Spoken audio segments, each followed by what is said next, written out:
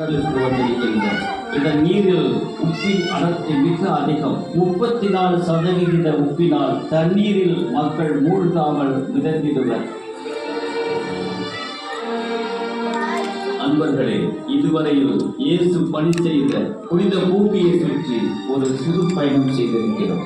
இது ஒரு எளிய முயற்சி. அனைத்தையும் இதில் உள்ளடக்க இடமில்லை. இயேசு வாழ்ந்த பகுதிகளை உங்கள் முன் கோடிட்டு காட்டுவதே இதன் நோக்கமாகும்.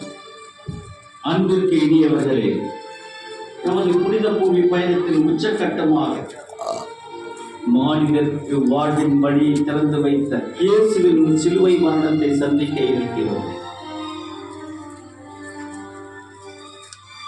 அவரின் மரண நிகழ்வை உருக்கமாக நோக்குவோம். நமது வாழ்வின் போராட்டங்களை, சோதனைகளை, தேவைகளை சிலுவையில் மறித்த இயேசுவின் பாதத்தில் இப்போது இந்த நிகழ்ச்சியின் உணர்வுடன் அடுத்து அமைக்கப்பட்டுள்ள இயேசுவின் அடக்க நிகழ்வையும் நோக்குவோம்.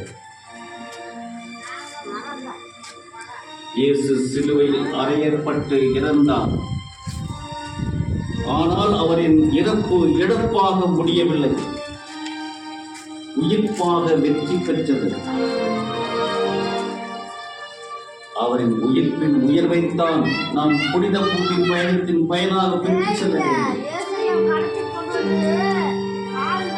இயேசுவின் உயிர்ப்பின் வெற்றி உங்களை பின்தொடரட்டும்.